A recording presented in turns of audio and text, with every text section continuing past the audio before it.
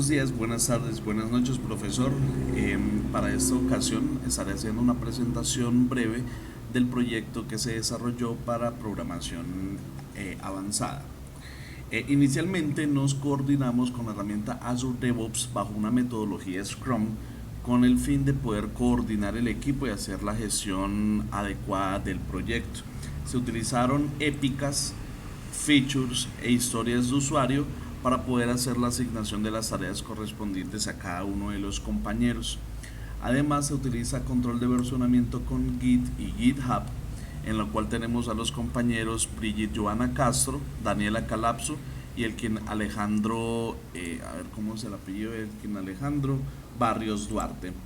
Los compañeros estuvieron trabajando en cada una de sus ramas y la rama maestra era la rama que se podía administrar con el fin de poder mantener la versión correcta y funcional de nuestro proyecto. El proyecto fue trabajado con el entorno de desarrollo IntelliJ, en el cual pues estuvimos trabajando con un gestor de dependencias llamado Maven. Aquí tenemos dependencias tales como JavaFX para poder trabajar las interfaces. Tenemos JPA Hibernate con el fin de poder manejar la persistencia y las comunicaciones a la base de datos junto con el driver de PostgreSQL. Estuvimos utilizando Flyway para las migraciones de SQL y estamos trabajando ya con Bcrypt para manejar la cuestión de seguridad y el hashing de contraseñas, Jakarta para poder trabajar con un email SMTP con el fin de recuperar las contraseñas y enviar correos directamente a los usuarios. El reporte con Jasper, Lombok para generar código boilerplate sin necesidad de tenerlo incluido dentro de nuestras clases, y teníamos JUnit 5 para las pruebas del software. Inicialmente estuvimos trabajando bajo una capa pues una modelo vista, un modelo en capas, qué pena, en el cual tenemos la configuración de la base de datos, tenemos los dominios con sus entidades y con sus enums. Tenemos también los DTO, en este caso serían cada una de las entidades que estaremos trabajando. Tenemos los mappers, reportes, el repositorio, la parte de seguridad, servicio, interfaz gráfica, que es principalmente cómo se va a gestionar nuestro software, y algunas clases de utilidad. Dentro de los recursos estamos manejando las migraciones a las bases de datos, la imagen principal del proyecto, que es esta imagen, esa la tenemos para la Academia de Belleza, información pues de persistencia, los reportes y la interfaz gráfica con los estilos que fueron trabajados a través de CSS y las vistas que fueron trabajadas con FXML. Entonces, inicialmente dentro del dashboard, como se puede dar cuenta, estamos utilizando elementos tales como border pane, hbox, label, buttons, scroll pane, más labels, tanto pues elementos gráficos, entre otros. Bueno, vamos a mirar a ver estudiantes, en los cual también van a poder encontrar cada uno de estos elementos. Esas serían solamente las vistas, y lo que eran los estilos fueron aplicados a través de CSS. Eso con el fin pues de darle una pequeña personalización a nuestro proyecto. Para poder ejecutar el proyecto tendríamos que venir al plugin de Maven y ejecutar el plugin de JavaFX Run. Entonces, para poder ejecutar este plugin inicialmente tuvimos que mantener una conexión persistente a la base de datos con Docker y Docker Compose. Ese es el motor de la base de datos que tenemos con PostgreSQL, eso con el fin de no tener la base de datos instalada directamente en el sistema operativo, sino de una forma containerizada en la cual podemos interactuar no solamente con este contenedor, sino que también puedo tener otros contenedores para unas tareas en específico. Una vez establecida la base de datos, accedemos a ejecutar el software para poder visualizar la interfaz gráfica. Entonces damos un pequeño momento en el cual pues vamos a establecer la conexión a la base de datos y demás. Esa sería la base, el front. Tiene un login bastante amigable, sencillo, con una opción de poder recuperar la contraseña. En este caso pues ponemos el correo electrónico, estaría enviando el correo, y también tenemos un módulo para hacer nuestro registro. En este caso ya tenemos un usuario y una contraseña con todos los permisos y iniciamos sesión. En el inicio de sesión vamos a poder encontrar del lado izquierdo una ventana de navegación e iniciamos viendo el dashboard con estudiantes, cursos abiertos, pagos al día. Bueno, cuántos estudiantes nuevos se subieron al mes, cuántos cupos hay disponibles en total de acuerdo a los cursos, y hay 3 matrículas activas, y vemos algunos de los estudiantes registrados últimamente.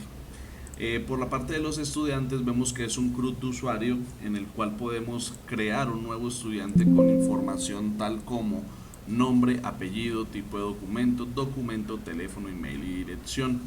Vamos a crear rápidamente uno, vamos a colocar en este caso Pedro Pérez. La cédula en este caso pues es una lista desplegable con varios tipos de documento, y ponemos un número de cédula aleatorio, un número de teléfono, un email, vamos a colocar pedro@gmail.com y una dirección carrera 5 número 3227. Con esto podemos visualizar un nuevo estudiante, tenemos una ventana de confirmación y vemos al estudiante Pedro ya registrado por acá.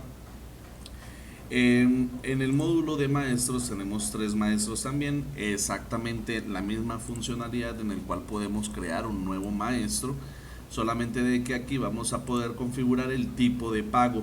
En este caso puede ser un fijo mensual, por hora, por curso y porcentaje. De esa manera podemos ver cuáles son los cursos que podrían estar asignados. En este caso pues no tenemos todavía la funcionalidad implementada, pero pues eso es algo que se debería trabajar con mucho más tiempo para poder incluir toda la funcionalidad posible y que el software pueda salir a producción. Dentro de los cursos tenemos que esos cursos están enlazados directamente con los maestros. Aquí vemos que los cursos pueden cambiarse de estado también, de abierto, podemos cambiar el estado a cerrado o cancelado. Vamos a cambiar el estado, tenemos una ventana de confirmación y automáticamente ya tenemos el curso cerrado. Tenemos el inicio, el fin, cuántos cupos, no tenemos ningún ocupado por el momento para la profesora Raquel Rodríguez, pero pues tenemos la información de cada uno de los precios.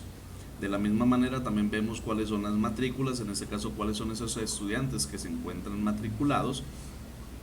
Para poder hacer una nueva matrícula podríamos seleccionar algún estudiante en específico. Vamos a decir que Alejandro va a estudiar el curso y no le vamos a hacer descuento, entonces podemos de una matricular un nuevo estudiante para este curso en el cual tendríamos que ya validar otros valores más. En este caso pues el estado del estudiante vamos a cambiarlo a activo para que él ya quede, y con eso ya podemos visualizar que el estudiante se encuentra activo y listo para recibir clases. Aquí vemos cuáles son esos pagos que se tendrían que estar haciendo. En este caso para la estudiante Brigitte Castro tenemos un pago de 25.000 pesos, que sería el valor por clase.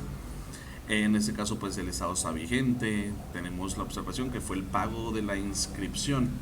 Miramos el estudiante Michael Garzón, el cual también ya tiene pagos. Aquí fue un doble pago.